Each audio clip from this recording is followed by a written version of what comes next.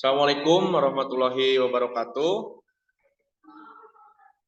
Kami dari kelompok 3 akan memaparkan materi tentang status kepemimpinan dan organisasi.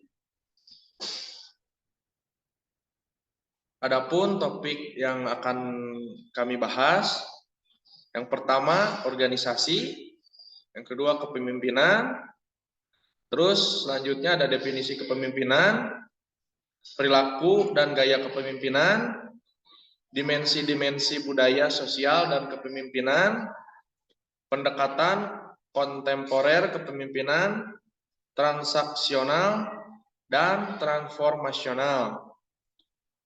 Terus ada aktivitas gaya kepemimpinan lintas budaya di era global. Selanjutnya ada organisasi, definisi dan jenis. Definisi organisasi merupakan suatu wadah penampung aspirasi yang digerakkan oleh sumber daya manusia dan bergerak dengan arah tujuan organisasi. Adapun jenisnya, yang pertama yaitu jenis yang formal, yaitu organisasi yang biasanya memiliki aturan tertulis dan juga memiliki struktural yang sistematis. Contohnya sekolah, perusahaan, dan lainnya. Yang kedua ada non-formal, yaitu organisasi yang tidak memiliki aturan pasti, seperti komunitas. Yang ketiga informal, yaitu organisasi gabungan dari formal dan non-formal, seperti contohnya keluarga. Baik, selanjutnya materi selanjutnya akan dipaparkan oleh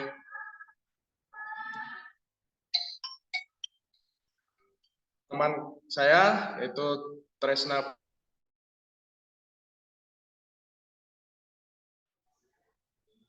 Sebelumnya terima kasih kepada Saud Alumairi telah memberikan waktunya. Kemudian materi selanjutnya akan saya lanjutkan, yaitu tentang kepemimpinan.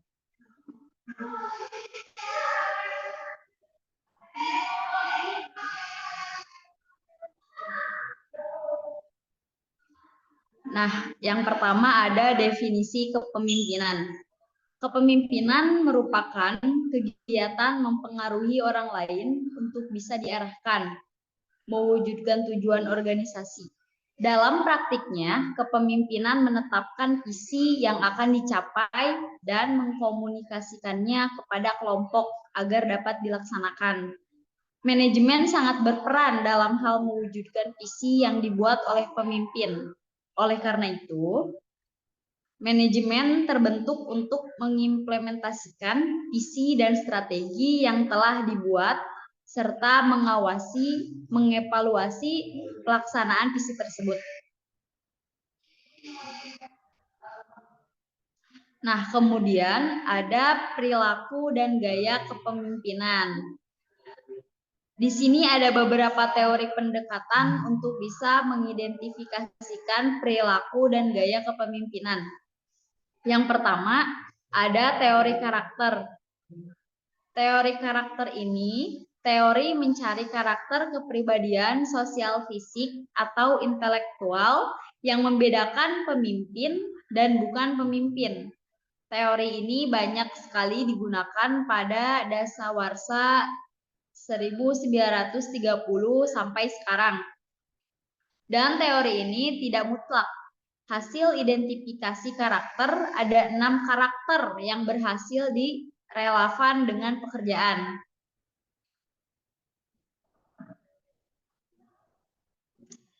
Kemudian ada lanjutan 2 teori perilaku.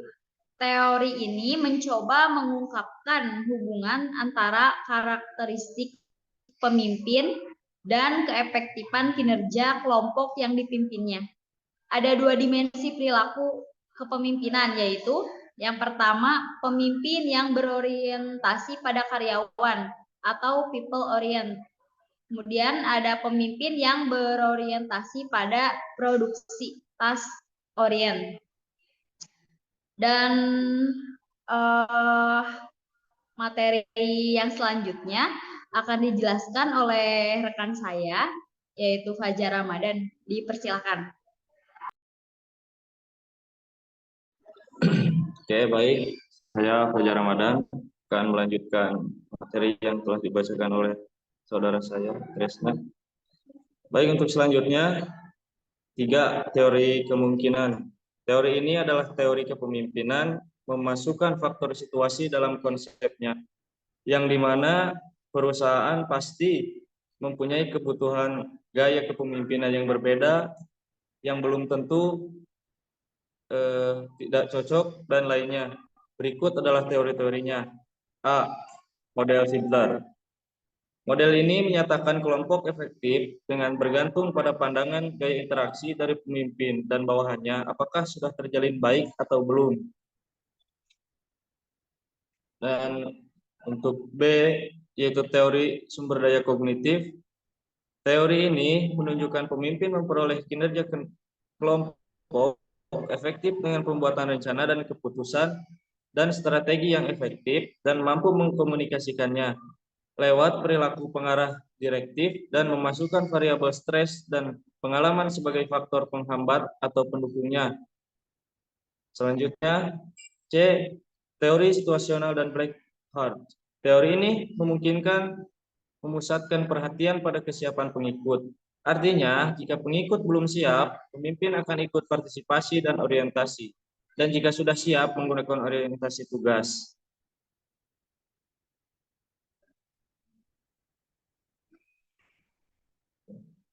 Untuk selanjutnya akan dibacakan oleh saudara saya, Cynthia.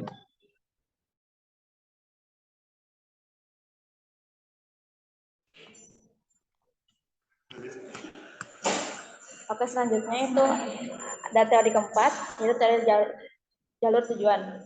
Teori ini menjelaskan bahwa perilaku seorang pemimpin dapat diterima dengan baik oleh bawahan sejauh mereka pandang sebagai suatu sumber kepuasan masa depan. 5. Teori X dan Y. Teori ini diperkenalkan oleh Douglas and Geiger untuk mengidentifikasikan gaya kepemimpinan dengan pandangan terhadap karyawan melalui perbedaan keyakinan pemimpin.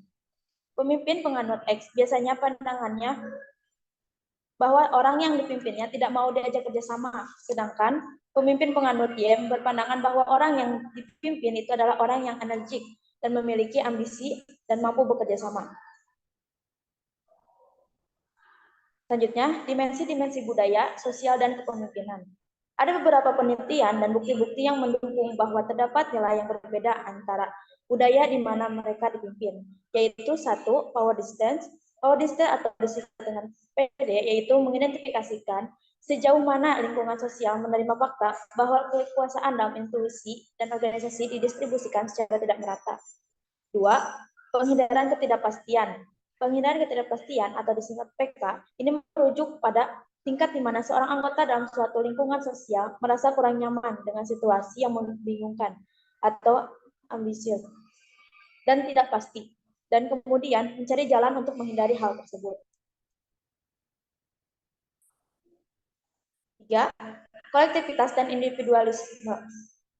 Dimensi ini membedakan kolektivitas dan individualisme, yaitu di mana kolektivitas yaitu serangkaian sosial yang kuat dan sangat kohesif, sedangkan individualis yaitu suatu masyarakat melakukan segala sesuatu dengan mandiri dan independen. 4. Maskulinitas dan feminitas. Maskulinitas dideskripsikan sebagai nilai dominan dalam sebuah komunikasi atau komunitas yang menekankan pada assertiveness dan menjadi tanggung obsesi terhadap uang dan objek-objek material lain, dan tidak terlalu memperhatikan orang lain, kualitas hidup maupun kualitas hidup orang lain. Dalam budaya feminim, nilai-nilai semacam hubungan sosial yang hangat, kualitas hidup dan perhatian terhadap kondisi orang lain yang lemah sangat ditekankan. Menurut Adam 1995, karakteristik pemimpin, baik itu bersifat kolektif maupun individualis, akan mempunyai dampak pada pemilihan posisi ketika menghadapi risiko. Poin A, individualis, yaitu orang yang memperspektifkan dirinya sebagai seorang yang mandiri, relatif bebas kontrol dari orang lain, dan berusaha untuk menggunakan kontrol pada lingkungan mereka dan orang-orang di dalamnya. Poin B, hierarkis, yaitu seorang pemimpin yang berada dalam tingkat lingkungan dengan batasan kelompok yang kuat dan komando yang mengikat. C, egilitaris, yaitu orang yang mempunyai loyalitas kelompok tapi kurang menghormati peraturan-peraturan yang berasal dari luar organisasi. Poin D, fatalis, yaitu orang yang mempunyai kontrol yang rendah atas diri mereka sendiri. Mereka tidak termasuk golongan manapun di mana golongan-golongan tersebut mengatur jalan hidup mereka. Mereka tidak berkelompok. Selanjutnya, pendekatan kontemporer, kepemimpinan transaksional dan transformasional. Kepemimpinan transaksional adalah kepemimpinan yang memandu atau memotivasi pengikut mereka ke arah tujuan yang diharapkan dengan memperjelas peran dan tuntutan tugas, sedangkan pemimpinan transformasional adalah pemimpinan yang memberikan pertimbangan dan rangsangan intelektual individualkan dan yang memiliki karisma. Pemimpin seperti ini mencurahkan perhatian pada kebutuhan pengikutnya. Mereka mengubah kesadaran pengikut akan persoalan-persoalan dengan membantu mereka memandang masalah lama dengan cara yang baru. Dan mereka mampu membangkitkan serta mengilhamkan para pengikut untuk mengeluarkan upaya ekstra dalam pencapaian tujuan kelompok.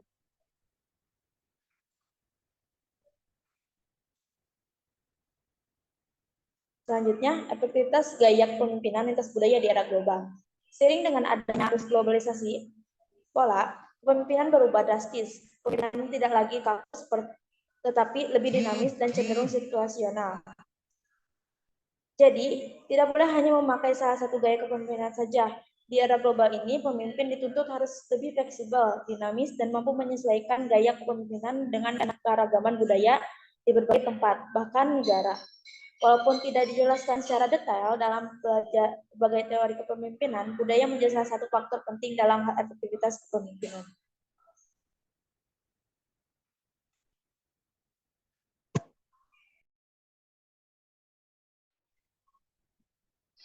Baik, mungkin pemaparan materi dari kelompok kami dicukupkan sekian. Mohon maaf apabila ada kekurangan ataupun ada salah-salah kata.